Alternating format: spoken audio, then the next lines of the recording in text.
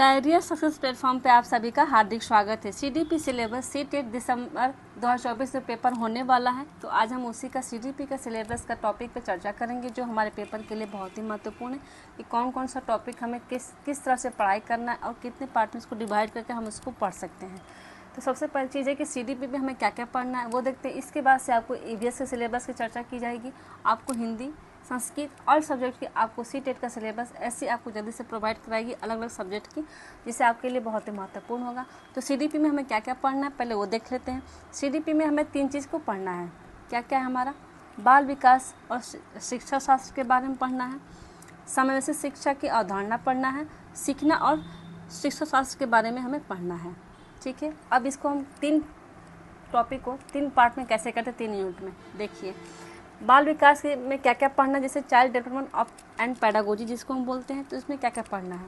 विकास की अवधारणा और अधिगम के साथ इसका संबंध क्या है, इसके बारे में हमें पढ़ना है। बालकों के विकास के सिद्धांत कौन कौन सी है और बालक के विकास किस तरह से होता है, इसके बारे में हमें पढ़ना है। आनुवंशिकता और पर्यावरण का प्रभाव किस तरह से बच्चों पर प्रभाव पड़ता है, उसके बारे में पढ़ना है।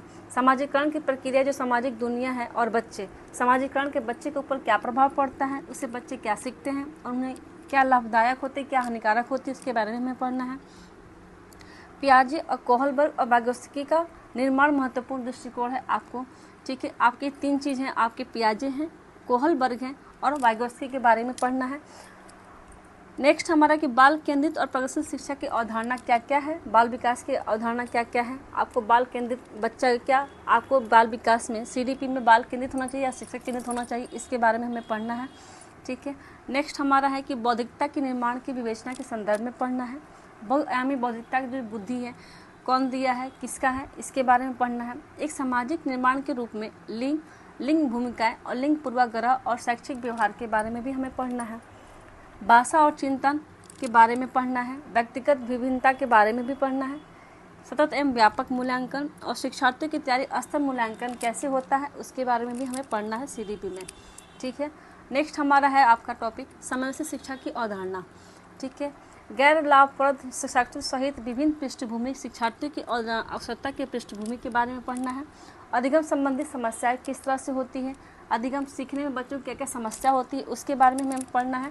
और प्रतिभावान शिक्षार्थियों की आवश्यकताओं को समझना है कि बच्चों को किस तरह से हम प्रतिभावान शिक्षार्थियों की क्या क्या आवश्यकता है उसको हम समझेंगे और बच्चों को उस तरह की शिक्षा देंगे, प्रदान करेंगे। ठीक है, नेक्स्ट हमारा है सीखना और शिक्षा शास्त्र क्या है।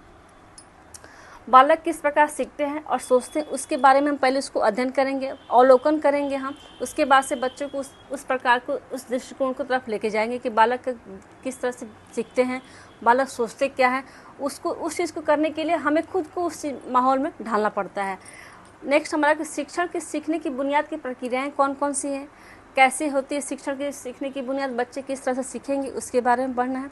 बच्चा एक समस्या समाधान करता है, एक वैज्ञानिक अन्वेषक के रूप में है, इसे भी हमें समझना है और पढ़ाना है और इसके बारे में पढ़ना भी है। बोध एवं संवेदनाएं कैसे हैं, कैसी होती है, इसके बारे में पढ़ना है। प्रेरणा और अधिगम है, प्रेरणा कैसे, हम बच्चों को किस चीज़ के लिए हम कैसे प्रोत्साहित करेंगे और कैसे इसको सिखाएंगे, इसके बारे में हमें पढ़ना है। अधिगम में योगदान देने वाले कारक कौन कौन से हैं, उसको भी हमें पढ़ना है, जो हमारे पेपर के लिए बहुत ही महत्वपूर्ण है। ठीक है, सीडीपी में हमें बस इतना ही टॉपिक को कवर करना है, जो आपके पेपर के लिए बहुत ही महत्वपूर्ण है। 30 नंबर का पेपर आता है सीडीपी का, जिसमें से प्लस आपका 15 नंबर का आपको आता है थ्योरी से और आपका आता है 15 नंबर पैडागोजी से। तो पैडागोजी को सिर्फ आप क्या करना है, समझना है उसको और उसके बारे में समझ के पेपर को क्वेश्चन में पढ़ना है।